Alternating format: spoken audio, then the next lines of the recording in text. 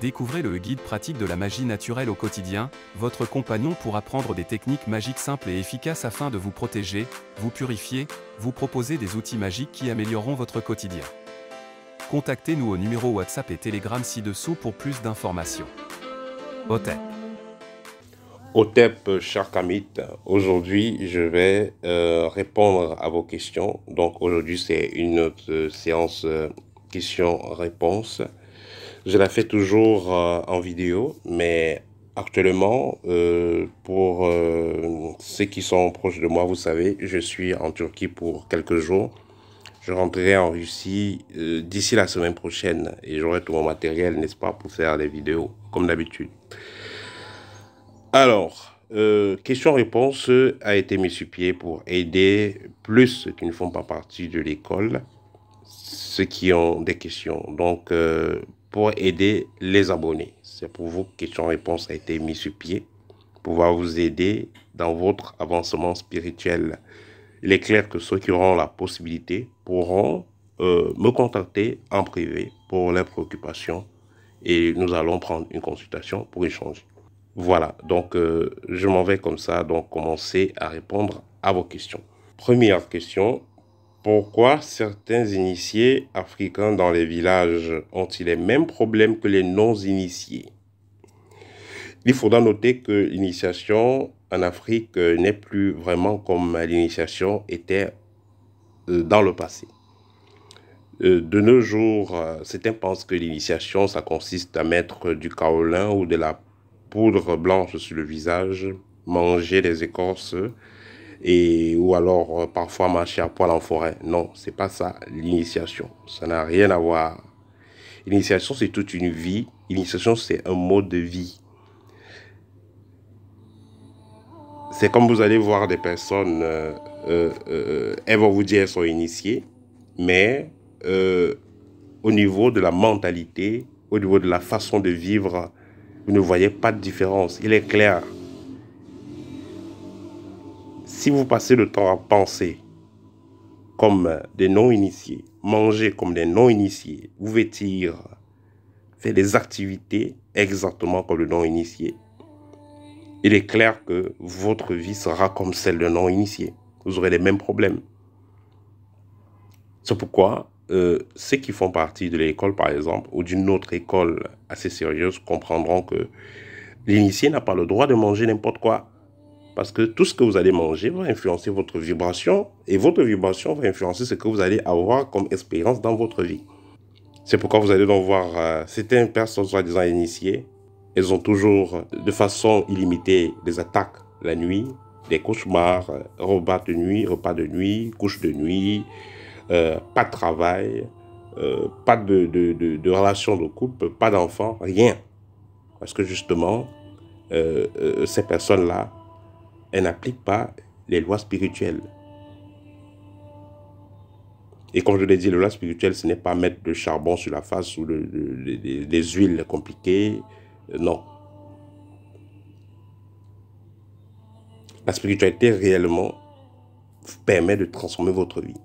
Vous suivez une voie spirituelle après 5 mois, 6 mois, 1 an, il n'y a pas de changement. Laissez. Faites autre chose. Deuxième, la question suivante. L'initiation kamite est-elle une initiation aux ancêtres? Non. L'initiation kamite, ce n'est pas l'initiation aux ancêtres. L'initiation kamite, c'est l'initiation à la vie. C'est pourquoi je vous avais dit une fois que kamite ne se limite pas à être noir. Vous pouvez être blanc, chinois, jaune, soit ce que vous êtes. Mais si vous appliquez les principes de vie d'un kamite, alors là, vous êtes kamite. Donc, l'initiation kamite, c'est tout simplement l'initiation à la vie. Comme je vous l'ai dit dans une vidéo, la vie, c'est comme une autoroute. Une route avec plein de directions. Et la boussole, c'est votre initiation. Donc, avant de prendre cette route-là, sans danger, il faut passer par une initiation. C'est-à-dire comprendre comment fonctionne cette autoroute. C'est ça votre permis, avant de prendre l'autoroute. Initiation. C'est ça l'initiation kamite.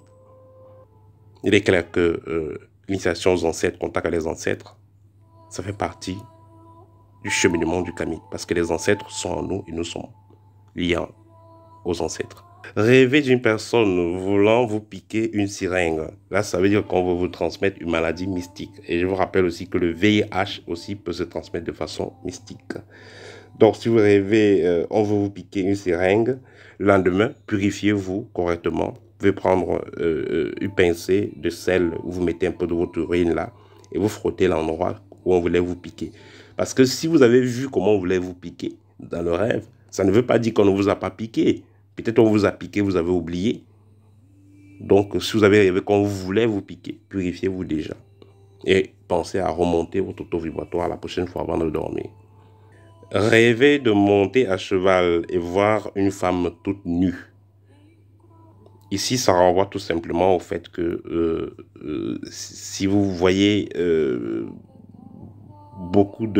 si vous voyez trop de films de femmes nues, ou alors si vous êtes célibataire, vous êtes dans le désir d'une femme, cela peut influencer vos pensées, votre subconscient. Donc, pensez à faire un vide mental, à méditer avant de dormir.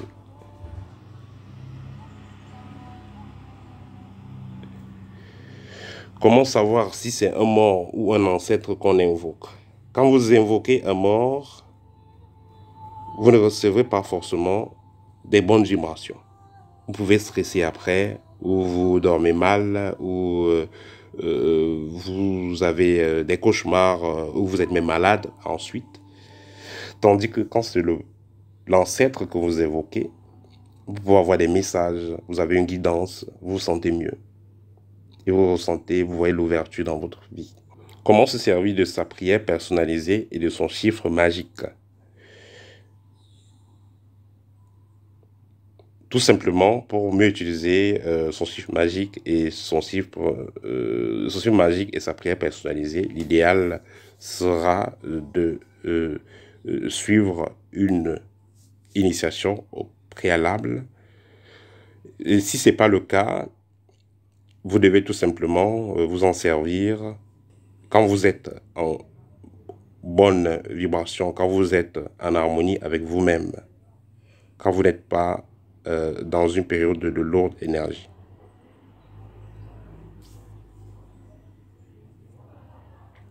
Comment reconnaître les blocages de sa vie? Les blocages de votre vie peuvent être internes, c'est-à-dire liés à votre propre mental, à vos propres habitudes.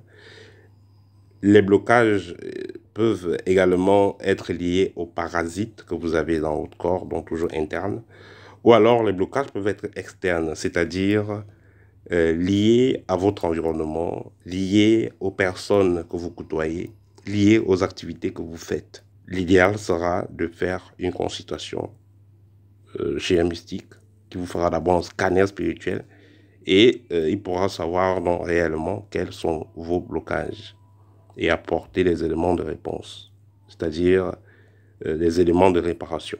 Voilà, c'est mieux. Si vous faites un pacte pour un poste, pour avoir un travail, un poste, un boulot, un contrat, comment est-ce que va agir l'esprit? Par exemple, une personne a fait un pacte pour être président de la République, pour être ministre, pour garder son poste. Comment est-ce que l'esprit agit? L'esprit va agir de façon télépathique vis-à-vis de votre supérieur hiérarchique. C'est-à-dire que le supérieur hiérarchique aura des messages télépathiques disant « garde-le, garde-le, nomme-le ». Il pourra avoir des visions où il vous voit en train de gérer l'entreprise d'une meilleure façon. Donc, ce qui fait qu'il finira par vous garder dans le poste ou vous donner le poste parce que c'est l'esprit qui va agir de façon télépathique sur le patron. Mais le problème est que si vous faites un pacte pour garder un poste et vous avez convoqué des esprits pour vous aider à garder le poste et vous n'êtes pas compétent physiquement, il se peut qu'un de ces quatre, ce boss-là, ouvre les yeux et vous vire. Ben, c'est la même chose avec les femmes. Quand une femme fait